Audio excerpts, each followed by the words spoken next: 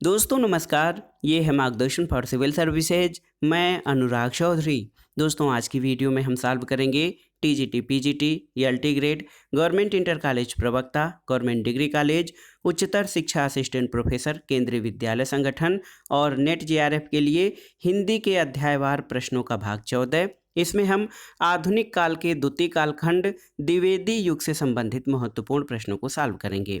दोस्तों ये प्रश्न प्रीवियस ईयर्स पेपर्स में पूछे गए हैं और आगामी परीक्षाओं के लिए भी अति संभावित हैं, इसलिए इन प्रश्नों को तैयार करना बहुत ज़रूरी है। तो आइए शुरू करते हैं द्विवेदी युग से संबंधित महत्वपूर्ण प्रश्नों को। पहला प्रश्न है दोस्तों, द्विवेदी युग का नामकरण किसके नाम पर हुआ है आपको बताना है। ऑप्शन हैं आपके शांतिप्रिय द्विवेदी, आचार्य महावीर प्रसाद द्विवेदी, आचार्य हजारी प्रसाद द्विवेदी या फिर डॉक्टर राम अवध द्विवेदी। तो सही उत्तर है द्विवेदी युग का नामकरण दोस्तों आचार्य महावीर प्रसाद द्विवेदी के नाम पर किया गया है। ऑप्शन बी आपका सही उत्तर है। आप देख सकते हैं कि आधुनिक कविता के दूसरे पड़ाव सन 1903 से 1920 को द्विवेदी युग के नाम से जाना जाता है। ये आधुनिक कविता के उत्थान और विकास का काल है और सन 1903 में महावीर प्रसाद द्विवेदी जी सरस्वती पत्रिका के संपादक बने। द्विवेदी जी ने खड़ी बोली को शुद्ध व्याकरण सम्मत और व्यवस्थित बनाकर साहित्य के सिंहासन पर बैठने योग्य बनाया। अब वह साहित्यिक जगत की साम्राज्ञी बन गई और यह कार्य द्विवेदी जी के महान व्यक्तित्व से ही संपन्न हुआ और इस काल का कवि मंडल उनके व्यक्तित्व से प्रभावित होकर उनके बताए मार्ग पर चला, इसलिए इस युग को द्विवेदी युग का नाम दिया जाता है। तो याद रखिएगा द्विवेदी युग का नामकरण आचार्य महावीर प्रसाद द्विवेदी के नाम पर किया जाता है। अन्य महत्वपूर्ण तथ्यों को जानते हैं दोस्तों। द्विवेदी युग के प्रमुख कवियों में जगन्नाथ दास रत्नाकर, मैथिली शरण गुप्त, अयोध्या सिंह उपाध्याय हरिऔध, श्रीधर पाठक, गया प्रसाद शुक्ल सनेही, राम नरेश त्रिपाठी, नाथुराम शर्मा शंकर, सत्यनारायण कविरत्न और गोपाल शरण सिंह हैं। महावीर प्रसाद द्विवेदी की साहित्यिक सेवा को देखते हुए सन 1931 में काशी नागरी प्रचारणी सभा ने उन्हें आचार्य की उपाधि दी थी, आचार्य की। और द्विवेदी युगीन कवि जगन्नाथ दास रत्नाकर ने अपना पूरा काव्य ब्रजभाषा में लिखा है। द्विवेदी युगीन कवि जगन्नाथ दास रत्नाकर एक ऐसे कवि हैं जिन्होंने अपना पूरा काव्य ब्रजभाषा में लिखा है। अगले प्रश्न पर आते हैं दोस्तों, द्विवेदी युग के किस कवि ने अपना पूरा काव्य ब्रजभाषा में लिखा है? तो आप जानते हैं जगन्नाथ दास रत्नाकर ने। अगला प्रश्न है, द्विवेदी युग का नामकरण किसके नाम के आधार पर किया गया है आपको बताना है। तो सही उत्तर आप जानते हैं आचार्य महावीर प्रसाद द्विवेदी के नाम पर द्विवेदी युग का नामकरण किया गया है। अगला प्रश्न है दोस्तों, आधुनिक हिंदी साहित्य के द्विवेदी युग का नामकरण किस रचनाकार के नाम के आधार पर किया गया है? तो उत्तर है महावीर प्रसाद द्विवेदी के नाम पर। और द्विवेदी युग का एक और नाम क्या है आपको बताना है। संक्रांति काल, संधि काल, जागरण सुधार काल या गद्य काल। तो सही उत्तर है ऑप्शन सी, जागरण सुधार काल। दोस्तों द्विवेदी युग को डॉक्टर नगेंद्र ने जागरण सुधार काल भी कहा है और डॉक्टर राम कुमार वर्मा ने आदिकाल को संधि काल और आचार्य रामचंद्र शुक्ल ने आधुनिक काल को गद्य काल की संज्ञा दी है। अगला प्रश्न बहुत ही महत्वपूर्ण है दोस्तों। द्विवेदी युग का वह साहित्यकार जिन्हें कविता कामिनीकांत, भारतेंदु प्रज्ञेंदु, साहित्य सुधाकर उपाधियों से विभूषित किया गया था। ऑप्शन हैं आपके नाथुराम शर्मा शंकर, भारतेंदु हरिश्चंद्र, रामधारी सिंह दिनकर या सूर्यकांत त्रिपाठी निराला। तो सही उत्तर है ऑप्शन ए, नाथुराम शर्मा शंकर को। दोस्तों द्विवेदी युग के कवि नाथुराम शर्मा शंकर ब्रजभाषा के कवि थे, लेकिन शीघ्र ही खड़ी बोली की ओर झुक गए थे। इन्होंने राजा रवि वर्मा के चित्रों के आधार पर कविताएं लिखी हैं और ये समस्या पूर्ति में बड़े कुशल थे। इन्हें कविता कामिनीकांत, भारतेंदु प्रज्ञेंदु, साहित्य सुधाकर आदि उपाधियों से विभूषित किया गया था। अनुराग रत्न, शंकर सरोज, गर्भरंडा रहस्य और शंकर सर्वस्व इनके प्रमुख काव्य ग्रंथ हैं। ये प्रायः अतिशयोक्तिपूर्ण कविता लिखते थे। अगला प्रश्न है दोस्तों, ज्ञान राशि के संचित कोष का नाम ही साहित्य है, यह उक्ति किस साहित्यकार की है? ऑप्शंस हैं हजारी प्रसाद द्विवेदी, नंद दुलारे वाजपेयी, महावीर प्रसाद द्विवेदी या मुक्तिबोध। तो सही उत्तर है आचार्य महावीर प्रसाद द्विवेदी ने कहा है कि ज्ञान राशि के संचित कोश का नाम ही साहित्य है। आचार्य महावीर प्रसाद द्विवेदी के नाम पर ही इस युग को द्विवेदी युग कहा जाता है और वे साहित्य को ज्ञान राशि का संचित कोश मानते थे। वे भाषा और साहित्य के व्यवस्थापक थे। उन्होंने सरस्वती पत्रिका को इस व्यवस्थापन का माध्यम बनाया था। अगला प्रश्न है आचार्य महावीर प्रसाद द्विवेदी रचित अर्थशास्त्र विषयक ग्रंथ कौन सा है। ऑप्शंस हैं अर्थशास्त्र की भूमिका, आर्थिक व्यवस्था, भारतीय अर्थनीति या संपत्ति शास्त्र। तो सही उत्तर है ऑप्शन डी, संपत्ति शास्त्र। दोस्तों आचार्य महावीर प्रसाद द्विवेदी द्वारा अर्थशास्त्र विषयक विषय का ग्रंथ संपत्ति शास्त्र है और ये 1908 में प्रकाशित हुई थी, जो भारत के आर्थिक राजनीतिक यथार्थ का अभूतपूर्व चित्र प्रस्तुत करती है। अगला प्रश्न पूछा गया है कि संपत्ति शास्त्र के लेखक कौन हैं। तो आप जानते हैं संपत्ति शास्त्र के लेखक आचार्य महावीर प्रसाद द्विवेदी हैं। प्राचीन पंडित और कवि किसकी रचना है, आपको बताना है। ऑप्शंस हैं भारतेंदु हरिश्चंद्र, बालकृष्ण भट्ट, आचार्य महावीर प्रसाद द्विवेदी या स्वामी सत्यानंद। तो सही उत्तर है आचार्य महावीर प्रसाद द्विवेदी। दोस्तों प्राचीन पंडित और कवि आचार्य महावीर प्रसाद द्विवेदी की रचना है। इस पुस्तक में उन्होंने लिखा है कि रस ही कविता का सबसे बड़ा गुण है। अगला प्रश्न है दोस्तों, जूही की कली कविता को किस संपादक ने अपने पत्र में बिना प्रकाशित किए वापस कर दिया था। ऑप्शंस हैं गोपाल दास गेहमरी, बालकृष्ण भट्ट, महावीर प्रसाद द्विवेदी या बनारसी दास चतुर्वेदी। तो सही उत्तर है ऑप्शन सी, महावीर प्रसाद द्विवेदी ने। आचार्य महावीर प्रसाद द्विवेदी के साहित्यिक नेतृत्व के उत्कर्ष काल में निराला का साहित्यिक जीवन शुरू होता है। निराला की जूही की कली 1916 में मुक्त छंद की कविता महावीर प्रसाद द्विवेदी ने अपने पत्र में बिना प्रकाशित किए लौटा दिया था। निराला समन्वय, सुधा और मतवाला पत्रिका से भी जुड़े थे। अगला प्रश्न यही फिर से पूछा गया है कि निराला की किस कविता जूही की कली को किस संपादक ने बिना प्रकाशित किए वापस कर दिया था। तो उत्तर है ऑप्शन डी, महावीर प्रसाद द्विवेदी ने। अगला प्रश्न है दोस्तों, अंतःकरण की वृत्तियों के चित्र का नाम ही कविता है। ये महत्वपूर्ण परिभाषा कविता की किसने दी है। ऑप्शन हैं आपके भारतेंदु हरिश्चंद्र, महावीर प्रसाद द्विवेदी, श्याम सुंदर दास या फिर रामचंद्र शुक्ल। तो सही उत्तर है ऑप्शन बी, महावीर प्रसाद द्विवेदी। दोस्तों आचार्य महावीर प्रसाद द्विवेदी ने कहा है कि कविता अंतःकरण की वृत्तियों का चित्र बन जाती है। इस तरह आचार्य शुक्ल ने कहा है, जिस प्रकार आत्मा की मुक्तावस्था ज्ञान दशा कहलाती है, उसी प्रकार हृदय की मुक्तावस्था रस दशा कहलाती है और हृदय मुक्ति की साधना के लिए मनुष्य की वाणी जो शब्द विधान करती आई है वही कविता है। तो याद रखिएगा, अंतःकरण की वृत्तियों के चित्र का नाम ही कविता है। आचार्य महावीर प्रसाद द्विवेदी का कथन है। अगले प्रश्न पर आते हैं, इनमें से कौन द्विवेदी युग का कवि नहीं है। अयोध्या सिंह उपाध्याय हरिऔध, सोहनलाल द्विवेदी, राम नरेश त्रिपाठी या मैथिली शरण गुप्त। तो सही उत्तर है सोहनलाल द्विवेदी। दोस्तों सोहनलाल द्विवेदी जो हैं ये द्विवेदी युग के कवि नहीं बल्कि राष्ट्रीय चेतना के अग्रदूत और प्रमुख गांधीवादी कवि हैं। और आप जान लीजिए कि द्विवेदी युग के प्रमुख कवियों में मैथिली शरण गुप्त, अयोध्या सिंह उपाध्याय हरिऔध, श्रीधर पाठक, गया प्रसाद शुक्ल सनेही, लोचन प्रसाद पांडे, राम नरेश त्रिपाठी, नाथूराम शर्मा शंकर, गोपाल शरण सिंह और जगन्नाथ दास रत्नाकर हैं। अगला प्रश्न है कि निम्नलिखित में से कौन द्विवेदी युग का कवि नहीं है। तो आप जान लीजिए कि देखिए रांगेय राघव, आप देख सकते हैं दोस्तों, अयोध्या सिंह उपाध्याय हरिऔध, गोपाल शरण सिंह, लोचन प्रसाद पांडे ये द्विवेदी युग के कवि हैं। रांगेय राघव द्विवेदी युग के कवि नहीं हैं। अगला प्रश्न है, द्विवेदी युग के सर्वश्रेष्ठ प्रगीतकार माने जाते हैं कौन। ऑप्शंस हैं रूप नारायण पांडे, लोचन प्रसाद पांडे, मुकुटधर पांडे या इनमें से कोई नहीं। तो सही उत्तर है ऑप्शन सी, मुकुटधर पांडे।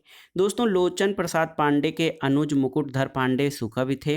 वे प्रकृति के उपासक थे। उनके काव्य में भावात्मकता, आंतरिक संवेदना और रहस्यात्मक अनुभूति के दर्शन होते हैं। ये द्विवेदी युग के सर्वश्रेष्ठ प्रगीतकार माने जाते हैं और वस्तुतः इनके काव्य में छायावाद का पूर्वाभास मिलता है। पूजा फूल और कानन कुसुम इनके काव्य संकलन हैं। अगला प्रश्न है, छायावाद का पूर्वाभास किस कवि की रचनाओं में प्रकट हुआ है। तो आप जानते हैं दोस्तों, छायावाद का पूर्वाभास मुकुटधर पांडे की कविताओं में प्रकट हुआ है, क्योंकि इनके काव्य में भावात्मकता, आंतरिक संवेदना और रहस्यात्मक अनुभूति के दर्शन होते हैं। अगला प्रश्न है दोस्तों, किस कवि की रचनाओं में छायावाद का पूर्वाभास संलक्षित हुआ है? ऑप्शन देखिए, रूपनारायण पांडे, डॉक्टर गोपाल शरण, मुकुटधर पांडे या फिर लोचन प्रसाद पांडे। तो सही उत्तर है मुकुटधर पांडे।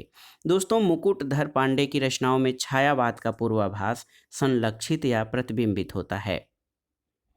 अगला प्रश्न है कि आचार्य शुक्ल के अनुसार स्वच्छंदतावाद के प्रवर्तक कौन हैं? ऑप्शन देखिए, मैथिली शरण गुप्त, राधा कृष्ण दास, श्रीधर पाठक या फिर अयोध्या सिंह उपाध्याय हरिऔध। तो सही उत्तर है ऑप्शन सी दोस्तों, श्रीधर पाठक। आचार्य रामचंद्र शुक्ल स्वच्छंदतावाद का प्रवर्तक श्रीधर पाठक को मानते हैं। दोस्तों, श्रीधर पाठक के काव्य में अगर जो आप देखें तो जगत सच्चाई सार, कश्मीर सुषमा, भारत गीत, गुणवंत हेमंत, वनाष्टक, देहरादून वनाष्टक, मनोविनोद, गोखले गुणाष्टक और गोखले प्रशस्ति है। सुसंदेश इनकी रहस्यवादी कविता है और एकांतवासी योगी, उजाड़ ग्राम और श्रांत पथिक इनकी अनुदित रचनाएं हैं। तो याद रखिएगा, आचार्य शुक्ल के अनुसार स्वच्छंदतावाद के प्रवर्तक श्रीधर पाठक हैं। अगला प्रश्न है, हरिऔध कृत काव्योपवन का प्रकाशन वर्ष कब है? तो सही उत्तर है दोस्तों, अयोध्या सिंह उपाध्याय हरिऔध कृत काव्योपवन का प्रकाशन वर्ष 1909 है। ऑप्शन सी आपका सही उत्तर है। आप जानते हैं कि हरिऔध द्विवेदी युगीन कवि हैं और प्रिय प्रवास 1914 में, पारिजात 1936 में और वैदेही वनवास 1940 इनके प्रबंध काव्य हैं। और हरिऔध दोस्तों खड़ी बोली में महाकाव्य लिखने वाले पहले कवि हैं। इनको कवि सम्राट की उपाधि दी गई है। गणपति चंद्रगुप्त इन्हें आधुनिक काल का सूरदास कहते हैं और इनके काव्य में कृष्ण शतक, रहस्य शतक, प्रेमाम्बु वारिधि, प्रेम प्रपंच, चुभते चौपदे, चोखे चौपदे, रस कलश इत्यादि ये सभी अयोध्या सिंह उपाध्याय हरिऔध की रचनाएं हैं। अगला प्रश्न है दोस्तों, खड़ी बोली हिंदी का प्रथम महाकाव्य कौन सा है? आपको बताना है। तो सही उत्तर है कि खड़ी बोली हिंदी का प्रथम महाकाव्य प्रिय प्रवास है और अयोध्या सिंह उपाध्याय हरिऔध कृत प्रिय प्रवास संस्कृत की तत्सम और कोमलकांत पदावली से अलंकृत और संस्कृत वर्ण वृत्तों में लिखित हिंदी खड़ी बोली का प्रथम महाकाव्य है। ये 17 सर्गों में विभक्त है। इसमें श्रृंगार और करुण रस की प्रधानता है। प्रिय प्रवास का प्रथम प्रकाशन 1914 में किया गया था। इस कृत पर मंगला प्रसाद पारितोषिक प्रदान किया जा चुका है। रामचंद्र शुक्ल ने अपने हिंदी साहित्य के इतिहास में प्रिय प्रवास को महाकाव्य नहीं माना है और हरिऔध जी बहुमुखी प्रतिभा के धनी थे। गद्य और पद्य में उनका समान अधिकार था। कुल मिलाकर उनकी 51 रचनाएं हैं। दोस्तों, प्रिय प्रवास राधा और कृष्ण के सात्विक प्रेम पर आधारित करुण रस प्रधान एक मार्मिक प्रबंध काव्य है और हरिऔध जी ने पहले इसका नाम वज्रांगना विलाप रखा था, लेकिन बाद में इसका नाम प्रिय प्रवास रख दिया गया। हरिऔध जी ने जहां चोखे चौपदे में मुहावरों के बाहुल्य और लोक भाषा के समावेश का प्रयास किया, वहीं वैदेही वनवास की रचना एक और प्रबंध सृष्टि का प्रयत्न किया है। अपने काव्य ग्रंथ रस कलश में ब्रजभाषा में लिखकर यह सिद्ध कर दिया कि ब्रजभाषा पर भी उनकी अच्छी पकड़ है। हरिऔध जी ने 2 नाटक प्रद्युम्न विजय जो कि 1893 और रुक्मिणी पैड़ 1894 लिखा है। 1894 में इनका प्रथम उपन्यास प्रेम कांता प्रकाशित हुआ था और उसके बाद 2 और उपन्यास ठेठ हिंदी का ठाठ 1899 में और अधखिला फूल 1907 में प्रकाशित हुए थे।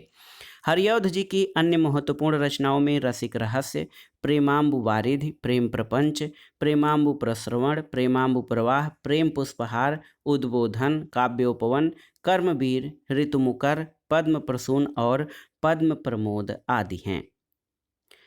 दोस्तों, कल्पलता, बोलचाल, पारिजात और हरिऔध सतसई जैसे मुक्तक काव्य के अलावा कबीर वचनावली, साहित्य संदर्भ और हिंदी भाषा और साहित्य का विकास आलोचनात्मक कृतियों की रचना भी हरिऔध जी ने की थी। 1924 में इन्होंने हिंदी साहित्य सम्मेलन के प्रधान पद को भी सुशोभित किया और खड़ी बोली का प्रथम महाकवि होने का श्रेय हरिऔध जी को मिलता है। अगला प्रश्न है, प्रिय प्रवास का प्रथम प्रकाशन वर्ष कब हुआ था या प्रिय प्रवास का पहला प्रकाशन किस वर्ष हुआ था? आपको बताना है। तो सही उत्तर है दोस्तों 1914 में। ऑप्शन बी आपका सही उत्तर है। खड़ी बोली का आधुनिक कालीन प्रथम महाकाव्य कौन सा है? तो आप जानते हैं प्रिय प्रवास, हरिऔध-कृत प्रिय प्रवास खड़ी बोली का आधुनिक कालीन प्रथम महाकाव्य है। अयोध्या सिंह उपाध्याय हरिऔध का प्रसिद्ध काव्य कौन सा है? तो आप जानते हैं कि हरिऔध का प्रसिद्ध काव्य प्रिय प्रवास है। ऑप्शन बी आपका सही उत्तर है।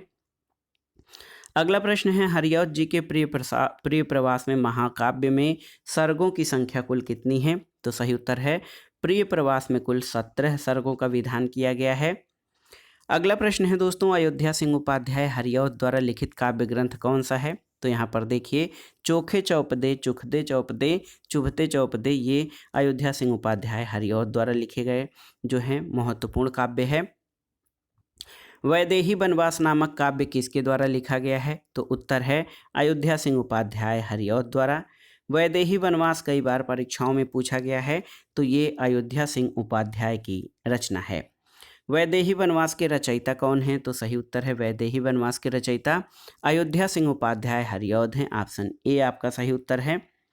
अगला प्रश्न है दोस्तों, खड़ी बोली में प्रथम महाकाव्य प्रिय प्रवास के रचयिता कौन हैं? तो सही उत्तर है अयोध्या सिंह उपाध्याय हरिऔध खड़ी बोली के प्रथम महाकाव्य प्रिय प्रवास के रचयिता हैं। अगला प्रश्न है, खड़ी बोली का प्रथम महाकाव्य कौन सा है? तो आप जानते हैं दोस्तों, प्रिय प्रवास को खड़ी बोली का प्रथम महाकाव्य कहा जाता है, जिसके रचयिता अयोध्या सिंह उपाध्याय हरिऔध हैं। अगला प्रश्न है दोस्तों कि खड़ी बोली हिंदी का प्रथम महाकाव्य कौन सा है, आपको बताना है। तो उत्तर है खड़ी बोली हिंदी का प्रथम महाकाव्य प्रिय प्रवास है। ऑप्शन डी आपका सही उत्तर है। निम्नलिखित में से किसे खड़ी बोली हिंदी का प्रथम महाकाव्य माना जाता है? तो ये है प्रिय प्रवास दोस्तों, इसे खड़ी बोली हिंदी का प्रथम महाकाव्य माना जाता है। अगला प्रश्न है, आप देख लीजिए कि कौन सी रचना अयोध्या सिंह उपाध्याय हरिऔध की नहीं है, आपको बताना है। ऑप्शन है विचित्र विवाह, वैदेही वनवास, चोखे चौपदे और चुभते चौपदे। तो सही उत्तर है विचित्र विवाह। दोस्तों, विचित्र विवाह राष्ट्र भारती, देवदूत, देवसभा, रामचरित उपाध्याय की कृति हैं। इसके अतिरिक्त उन्होंने रामचरित चिंतामणि नामक प्रबंध काव्य की रचना की है और शेष कृतियां वैदेही वनवास, चोखे चौपदे, चुभते चौपदे, ये अयोध्या सिंह उपाध्याय हरिऔध की है। अगला प्रश्न है, दिवस का अवसान समीप था, गगन था कुछ लोहित हो चला, तरु शिखा पर थी जब राजती, कमलनी कुल वल्लभ की प्रभा, इन काव्य पंक्तियों का संबंध किससे है? ऑप्शन है आंसू, परिवर्तन, प्रिय प्रवास या किसान। तो सही उत्तर है इन पंक्तियों का संबंध प्रिय प्रवास जो है महाकाव्य से है और इसके रचनाकार अयोध्या सिंह उपाध्याय हरिऔध हैं। अगला प्रश्न है कि अयोध्या सिंह उपाध्याय हरिऔध की कृति प्रिय प्रवास में राधा का परंपरा से एक भिन्न रूप है, वो कौन सा रूप है? ऑप्शंस हैं बिरहड़ी नायिका, प्रेयसी, समाज सेविका या ग्रामीण बाला। तो सही उत्तर है ऑप्शन सी, समाज सेविका का। अगला प्रश्न है दोस्तों, देखिए अगले प्रश्न पर आने से पहले थोड़ा सा डिटेल जान लेते हैं। अयोध्या सिंह उपाध्याय हरिऔध की कृति प्रिय प्रवास में राधा का परंपरा से भिन्न एक रूप है कि वो समाज सेविका के रूप में चित्रित हैं। इसका प्रकाशन यानी प्रिय प्रवास का प्रकाशन 1914 में पहली बार किया गया। 17 सर्गों में शुद्ध खड़ी बोली का प्रथम महाकाव्य है। ये भागवत पुराण की कथा पर आधारित है। इसके अलावा आप देख सकते हैं दोस्तों कि इसका पहले नाम वज्रांगना विलाप था। इसमें कृष्ण के बचपन से लेकर मथुरा प्रस्थान तक की कथा का वर्णन है और ये संस्कृत के वर्ण वृत्तों पर आधारित महाकाव्य है। इसमें श्रृंगार और करुण रस की प्रधानता है। राधा का चित्रण देश सेविका और समाज सेविका के रूप में किया गया है। अगला प्रश्न है, द्विवेदी युग की कविता है क्या? तो सही उत्तर है द्विवेदी युग की कविता उपदेशात्मक और इतिवृत्तात्मक है। डॉक्टर नगेंद्र द्वारा संपादित पुस्तक हिंदी साहित्य के इतिहास में लिखा है कि सामान्यतः द्विवेदी युगीन काव्य को नीरस, इतिवृत्तात्मक और उपदेशात्मक कहा जाता है। ऑप्शन ए आपका सही उत्तर है। अगला प्रश्न है दोस्तों, इतिवृत्तात्मकता जो है वो किस काव्य की प्रमुख विशेषता है? तो सही उत्तर है द्विवेदी युग की प्रमुख विशेषता है। अगला प्रश्न है, द्विवेदी युगीन साहित्य में किस प्रवृत्ति की प्रमुखता नहीं है, आपको बताना है। ऑप्शन है आपके गद्यात्मकता, काव्यात्मकता, वैचारिकता और इतिवृत्तात्मकता। तो सही उत्तर है ऑप्शन बी, काव्यात्मकता। दोस्तों द्विवेदी युगीन साहित्य में काव्यात्मकता की प्रमुख विशेषता नहीं बल्कि गद्यात्मकता, वैचारिकता और इतिवृत्तात्मकता की प्रमुखता है। अगला प्रश्न है, मधुप उपनाम से काव्यानुवाद करने वाले निम्नलिखित कवि कौन थे? तो आप जान लीजिए दोस्तों कि मधुप उपनाम से काव्यानुवाद करने वाले प्रमुख कवि जो हैं वो मैथिली शरण गुप्त थे। ऑप्शन बी आपका सही उत्तर है। और इस उपनाम से गुप्त जी ने बंगला कवि माइकल मधुसूदन दत्त की मेघनावध, बिरहणी वज्रांगना आदि कृतियों का काव्यानुवाद और नवीन चंद्र सेन के पलाशीर युद्ध का अनुवाद प्लासी के युद्ध के नाम से किया है। उस समय की परंपरा के अनुसार उन्होंने अपना उपनाम रसिकेंद्र भी रखा, जिस पर आचार्य द्विवेदी ने लिखा था कि रसिकेंद्र बनने की इच्छा छोड़िए, वह समय गया। स्वदेश नामक कविता की रचना में इनका उपनाम भारतीय था। पिताश्री उपनाम से उन्होंने सवैया की भी रचना की है। और मैथिली शरण गुप्त ने स्वयं को कौटुंबिक कवि मात्र कहा है। महात्मा गांधी ने इन्हें भारत भारती की रचना के लिए राष्ट्र कवि की उपाधि दी और इन्हें आधुनिक युग का तुलसी भी कहा जाता है। ये द्विवेदी युग के हरिगीतिका छंद के बादशाह माने जाते हैं और आचार्य रामचंद्र शुक्ल इन्हें सामंजस्यवादी कवि कहते हैं। अगले प्रश्न पर आते हैं, वे धर्म में विशिष्ट द्वैतवादी, विचारों में गांधीवादी और साहित्य में अविधावादी हैं। ये कथन मैथिली शरण गुप्त के विषय में किसने कहा है? तो सही उत्तर क्या हो जाएगा? दोस्तों आप देख सकते हैं कि सही उत्तर ऑप्शन सी हो जाएगा। डॉक्टर बच्चन सिंह ने मैथिली शरण गुप्त के बारे में कहा है कि वे धर्म में विशिष्ट द्वैतवादी, विचारों में गांधीवादी और साहित्य में अभिधावादी हैं। डॉक्टर बच्चन सिंह का कथन है और हिंदी साहित्य के दूसरा इतिहास में उन्होंने मैथिली शरण गुप्त के बारे में कहा है। दोस्तों गुप्त जी वास्तव में सामंजस्यवादी कवि हैं, रामचंद्र शुक्ल का कहना है। वासुदेव शरण अग्रवाल ने गुप्त जी को युग कवि कहा है। महात्मा गांधी ने इन्हें राष्ट्र कवि और इन्हें अंत्यानुप्रास अलंकार का स्वामी कहा जाता है। अगला प्रश्न है, भारत भारती का प्रकाशन किस वर्ष हुआ था? आपको बताना है। तो सही उत्तर है 1912 में। दोस्तों 3 अगस्त 1886 को झांसी उत्तर प्रदेश के चिरगांव में जन्मे मैथिली शरण गुप्त हिंदी के सर्वाधिक प्रभावी और लोकप्रिय रचनाकारों में से एक हैं। इनकी कविताओं में बौद्ध दर्शन, महाभारत, रामायण आदि के कथानक स्वतः उतर आते हैं और खड़ी बोली हिंदी के रचनाकार गुप्त जी कविता के इतिहास में एक महत्वपूर्ण पड़ाव हैं। उन्होंने 1912 में राष्ट्रीय भावनाओं से ओतप्रोत भारत भारती का प्रकाशन किया, जो कि 3 खंडों में है। अन्य महत्वपूर्ण खंडों में गांधी जी ने मैथिली शरण गुप्त को राष्ट्र कवि की संज्ञा दी है। गुप्त जी को सन 1954 में पद्म भूषण प्रदान किया गया। साकेत इनकी सर्वोत्कृष्ट रचना है, जिसमें लक्ष्मण की पत्नी उर्मिला को नायिका बनाकर राम कथा कही गई है। और इनकी अन्य प्रमुख रचनाओं में जयद्रथ वध, बिकट भट्ट, गुरुकुल किसान, सिद्धराज, जय भारत, द्वापर, वैतालिक, कुड़ाल, यशोधरा, पंचवटी, हिडिंबा, अर्जन विसर्जन, काबा और करबला आदि हैं। गुप्त जी द्वारा अनुदित काव्यों में प्लासी का युद्ध, मेघनाथ वध और वृत्त संहार आदि हैं। यशोधरा की नायिका गौतम बुद्ध की पत्नी यशोधरा है। किसान में एक सामान्य किसान के जीवन संघर्ष को दर्शाया गया है। रंग में भंग राजपूतान की कथा है। जैनी मार्क्स की पुत्री जैनी पर रचित प्रबंध काव्य है। और मैथिली शरण गुप्त की प्रथम पुस्तक रंग में भंग का प्रकाशन 1909 में हुआ, लेकिन इनकी ख्याति का मूल आधार भारत भारती है, जिसका प्रकाशन 1912 में हुआ था। और दोस्तों गुप्त जी ने तिलोत्तमा, चंद्रहास और अनघ नामक 3 नाटक, प्राय सभी प्रकार के प्रगीत और मुक्तक भी लिखे हैं। मैथिली शरण गुप्त प्रसिद्ध राम भक्त कवि थे। गुप्त जी की प्रारंभिक रचनाएं कलकत्ता से निकलने वाले वैश्योपकारक पत्रिका में प्रकाशित होती थीं। बाद में इनका परिचय आचार्य महावीर प्रसाद द्विवेदी से हुआ और इनकी कविताएं सरस्वती पत्रिका में प्रकाशित होने लगीं। अगला प्रश्न है कि चिरगांव झांसी किस कवि का जन्म स्थान है? तो उत्तर है मैथिली शरण गुप्त का। अगला प्रश्न है, भारत भारती में किस भावना की रूपरेखा प्रस्तुत है? तो सही उत्तर है दोस्तों, भारत भारती में राष्ट्रीय भावना की रूपरेखा प्रस्तुत की गई है। अगला प्रश्न है, भारत भारती काव्य का प्रकाशन कब हुआ था? तो आप जानते हैं 1912 में दोस्तों भारत भारती काव्य का प्रकाशन हुआ था। अगला प्रश्न है, राजपूत आन की कथा है कौन सी? देखिए राजपूत आन की कथा आपसे पूछा गया है कि इनमें से कौन है। ऑप्शन है सिद्धराज, रंग में भंग, पंचवटी या साकेत। तो सही उत्तर है मैथिली शरण गुप्त कृत रंग में भंग राजपूत आन की कथा है। अगला प्रश्न है, चिरगांव किस कवि का जन्म स्थान है? तो आप जानते हैं मैथिली शरण गुप्त का। किसान के रचनाकार कौन हैं? दोस्तों किसान के रचनाकार प्रसिद्ध कवि मैथिली शरण गुप्त हैं।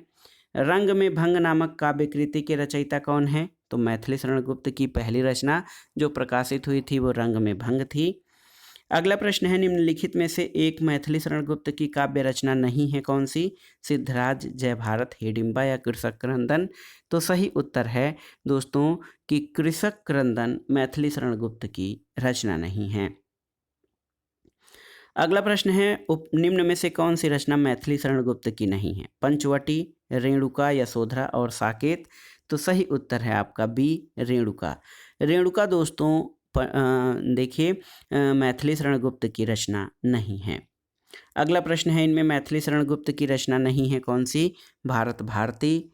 देखिए भारत भारती, जयद्रथ वध, प्रेम पथिक और यशोधरा? तो सही उत्तर है प्रेम पथिक मैथिली शरण गुप्त की रचना नहीं है। प्रेम पथिक जयशंकर प्रसाद की काव्य रचना है और शेष रचनाएं मैथिली शरण गुप्त की हैं। अगला प्रश्न है, मैथिली शरण गुप्त की कौन सी रचना महाभारत संबंधी नहीं है? देखिए यहाँ पर क्या क्या है, वन वैभव, शक्ति, वक संहार या सैरंध्री? तो सही उत्तर है ऑप्शन बी, शक्ति। वन वैभव, वक संहार और सैरंध्री काव्य का आधार मैथिली शरण गुप्त ने महाभारतकालीन घटनाओं को बनाया है, जबकि शक्ति पौराणिक आख्यान पर आधारित रचना है जिसमें देवी दुर्गा के शौर्य का वर्णन है। अगला प्रश्न है, रचना काल के आरोही क्रम में सुव्यवस्थित करिए विभिन्न रचनाओं को। तो इसमें सही उत्तर हो जाएगा आपका ऑप्शन सी, साकेत, यशोधरा, द्वापर और जय भारत। देखिए साकेत 1931 में, यशोधरा 1932 में, द्वापर 1936 में और जय भारत 1952 में प्रकाशित हुआ था। तो साकेत, यशोधरा, द्वापर और जय भारत ये मैथिली शरण गुप्त द्वारा रचित काव्य रचनाओं का सही क्रम है।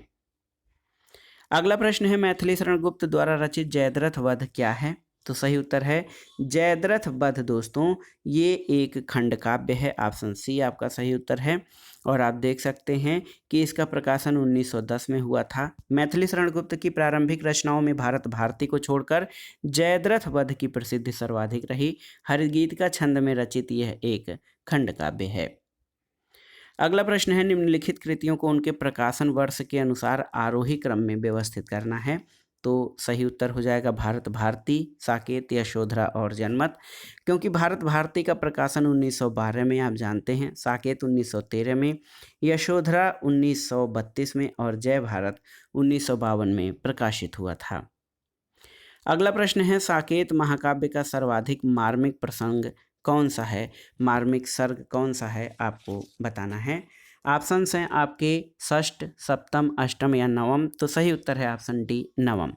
दोस्तों मैथिली शरण गुप्त कृत साकेत महाकाव्य का नवम सर्ग सर्वाधिक मार्मिक है। साकेत में 12 सर्ग हैं। साकेत की संपूर्ण कथा का केंद्र बिंदु लक्ष्मण की पत्नी उर्मिला है।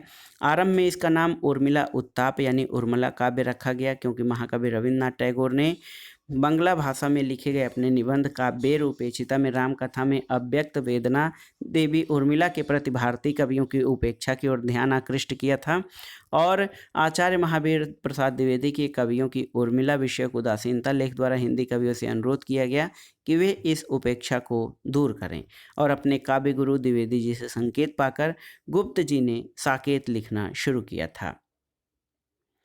अगला प्रश्न है दोस्तों देखिए कि साकेत की रामकथा का मुख्य संबंध किसके चरित्र विकास से जुड़ा हुआ है? तो सही होता है लक्ष्मण और उर्मिला के। आप देख सकते हैं ये प्रश्न बहुत महत्वपूर्ण है।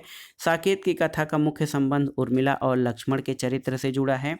यह मैथिली शरण गुप्त का सर्वश्रेष्ठ काव्य है। इसकी कथा साकेत यानी अयोध्या को केंद्र मानकर लिखी गई है।